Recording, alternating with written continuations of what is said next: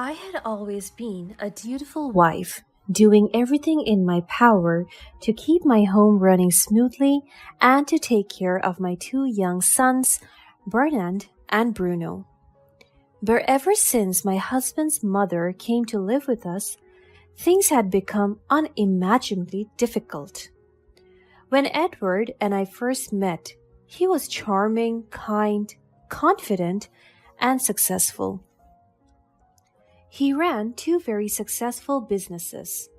One was an automobile shop, and the other one was a very large accounting firm. I, on the other hand, was merely an accountant who worked at his accounting firm. That's actually how we met. It's a funny story, really. One day, I was running late for work. It was one of those days where nothing seemed to go my way. My alarm didn't go off, or at least I didn't hear it. And because I didn't hear it go off, I missed my train. When I got into the office building, I also missed the elevator I was running so quickly to catch up to because I tripped and spilled my coffee all over my cream cashmere sweater. Like I said, it was one of those days. As I sat there in the reception crying, I heard a calm, deep voice ask me, "Are you okay?" When I looked up, it was him. It was Edward, my boss. I couldn't believe it. Yes, sir, I'm fine," I said as I tried to quickly wipe my tears. "Is it okay?" he asked me. "Darla," I responded immediately, understanding that he was asking for my name. "It's okay, Darla. We all have moments when we need to let it out," he said calmly.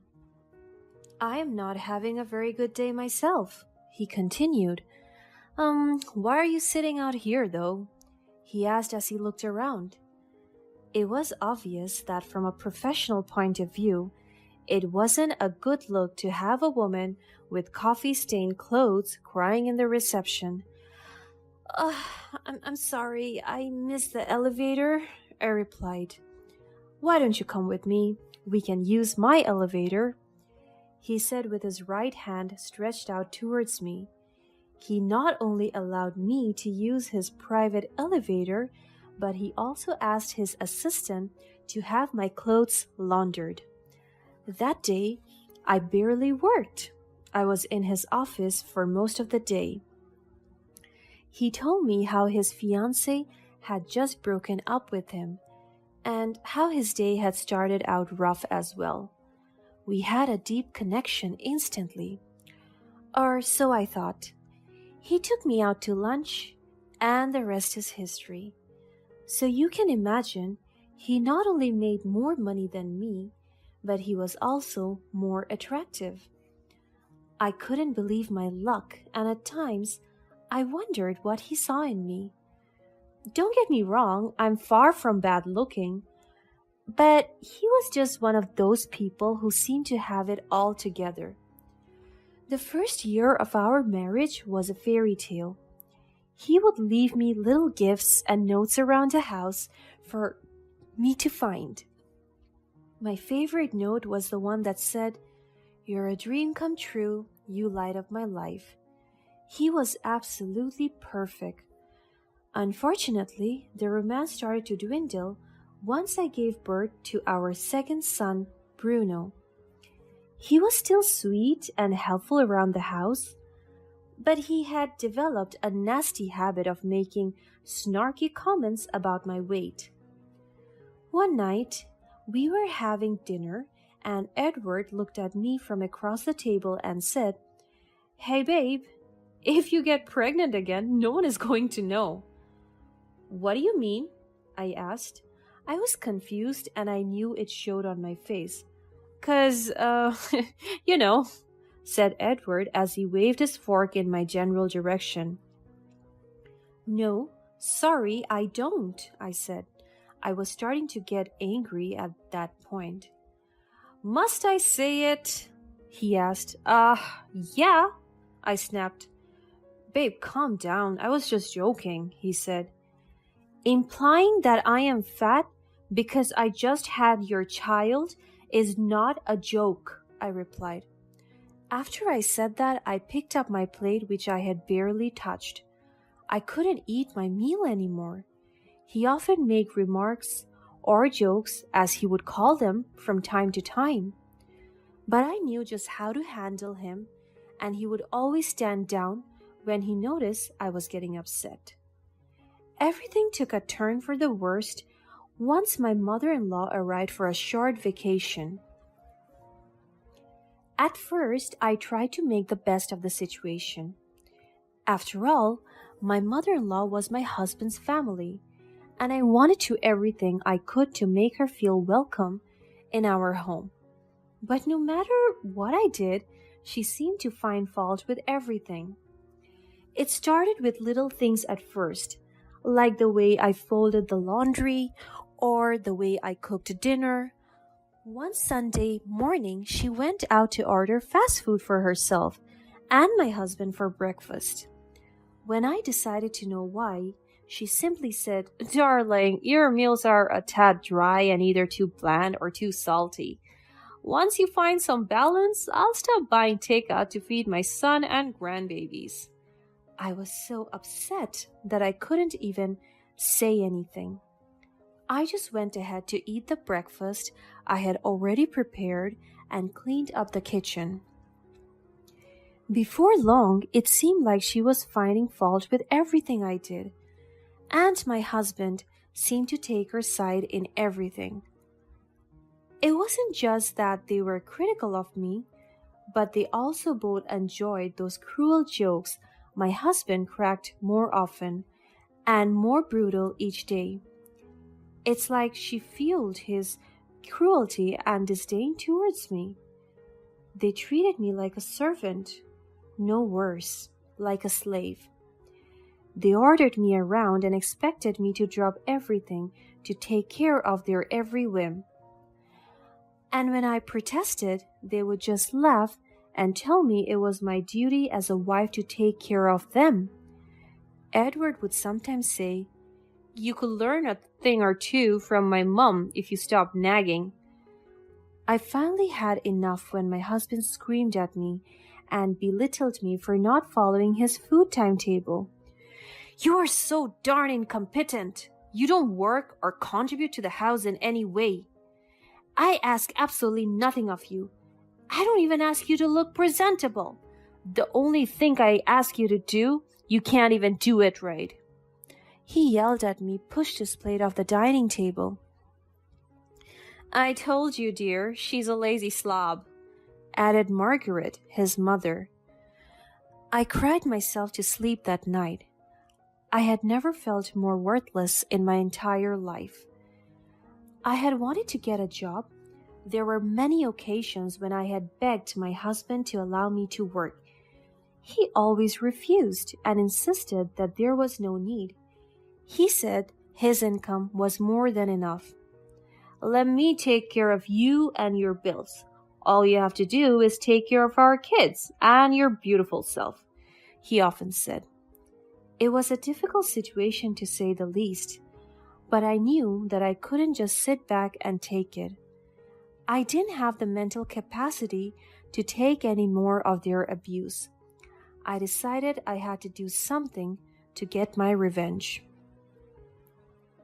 So I started plotting. I knew that my husband and mother-in-law both had their weaknesses, and I was determined to exploit them, just like they had exploited my love and weakness. The first step of my plan was to start acting like a dutiful wife again. I cleaned the house from top to bottom every day and never complained. I made sure that dinner was always on the table and the food was always on time. I even followed Margaret's favorite family recipes to the letter. I did their laundry and ran errands for them, but at the same time, I started planting seeds of doubts in their mind. "Why do you always order me around like I'm your servant?" I asked my husband one day. "Don't you think it's time you start treating me like a partner instead of a servant?" He didn't say anything, but I could tell that my words had hit home. He always loved to think of himself as a modern man who was against the patriarchy, which is the reason I said to him, while sounding slightly amused instead of sounding sad and frustrated like I usually did, "I knew it would be the best course of action." It seems he actually thought about it. And from that day on, he started treating me with a bit more respect. He started calling me honey again and started saying please when he asked me to do something. To be very honest, I think those are the only things that's changed. Oh yeah, and the jokes at my expense were less frequent. But my mother-in-law was a tougher nut to crack. She was a stern woman who seemed to take pleasure in making me miserable. But I knew that she had a soft spot for her grandchildren. She would usually say, "Thank God, they look just like their dad," as if to imply that it would have been a problem if they looked like me. She often bought them gifts. At times, it seemed like she wanted to replace me as their mother so desperately that she would question my mothering skills. She always tried to tell me to be a mother to my own children. It was always one thing or the other. For instance, she would say things like, "Oh, that's not how you play with a 2-year-old," or "Those clothes are not suitable for the children of a successful businessman." One day, she took it too far when she asked, "Darla, why do you neglect your children?" I was so furious that I stormed out of the house. Seeing that she loved my kids so much, I decided it was a perfect place to strike. I knew it was cruel of me, but this was war, and I wasn't taking prisoners. I started taking the boys out more often, showing them off to my mother-in-law and making sure that they got plenty of attention. And before long, I could see the change in her. She started treating me with a bit more respect and even started giving me her version of compliments on my cooking and cleaning. "This meal is acceptable" became her new slogan, even if it was her absolute favorite dish I cooked. I never got anything higher than acceptable, but at least that was better than what she would say before. It was a slow process, but it was working.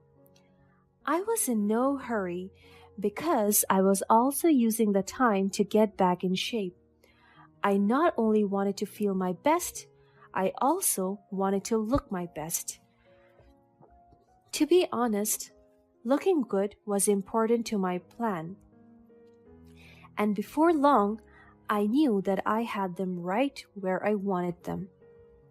Then, one fateful day, I decided to strike.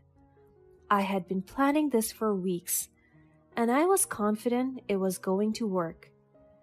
It was a Saturday morning, and my husband and mother-in-law were both sitting in the living room, drinking their coffee. My mother-in-law was reading a newspaper, and my husband was on his phone, looking very concentrated, no doubts replying to emails. My 2 boys were seated on the floor watching cartoons. I walked in with a big smile on my face, carrying a tray of freshly baked chocolate chip muffins. "Good morning, everyone," I said cheerfully. "I made muffins for breakfast." They both looked up at me in surprise. My mother-in-law seemed suspicious. Maybe call it woman's intuition? But my husband just smiled and took a muffin. "They're delicious, honey," he said, taking a big bite. He couldn't resist chocolate chip muffins. They were his favorite. My mother-in-law just sniffed as if she was suspicious of poison. Then, to my surprise, she actually took a tiny nibble of her muffin. I could see the look of pleasure on her face as she chewed. And then I dropped the bombshell. "I have something to tell you both," I said, setting down the tray of muffins. "Oh, what is it, dear?" he said aloofly, still peering at his phone screen. "I'm leaving you." They both looked up at me in shock. "What?" my husband asked in surprise. His face was so pale, like he had just seen a ghost. No doubt he never saw this coming. "Yes, Eddie, you heard me right. I'm sick and tired of being pushed around, picked on, and treated like a slave by you and your mother. I am tired, feeling like nothing I do is never enough, like I'm not enough and never will be." "A slave?" his mother said. "You are a woman. You only do what a loving wife is supposed to do. I have never asked more than that of you," my husband said. "What about what a loving husband is supposed to do?" I asked. "I pay the bills, don't I?" he asked me. "And that's where it ends," I replied with a sigh. "What do you mean?" he asked, feigning confusion as usual. "You take jabs at my looks and my body. You make me feel like a troll. Oh, wait, you've actually called me a troll before," I responded. "Listen, baby, please," he said as he finally stood up from his chair to walk towards me. "You know I was only joking. Come on. You look nothing like a troll. You're so beautiful," he said, stepping closer towards me. Then I stepped back. "What is wrong with women of this generation? They're all so darn sensitive," she said, showing no remorse at all. I ignored the both of them and took off my apron. In that moment, the apron symbolized our marriage. I think my husband realized it. After all, he was always so good at reading me. "Darla, honey, I can change," he said, looking very weak. He even lost his balance a little. I guess his legs were shaking. I would stop making silly jokes. You know I never meant to hurt you," he continued. His voice was breaking as well. "It's not just about the so-called jokes, Edward. It's everything. Look, I've already talked to my lawyer and we're getting a divorce," I said sternly. "I told you she was no good. In my days, a woman would never complain about her duties," my mother-in-law said to my husband, determined to be looped into the conversation. But unfortunately, he also ignored her. "Is that so, Margaret? You're still a woman, aren't you? So why don't you pick up after yourself?" I replied to her.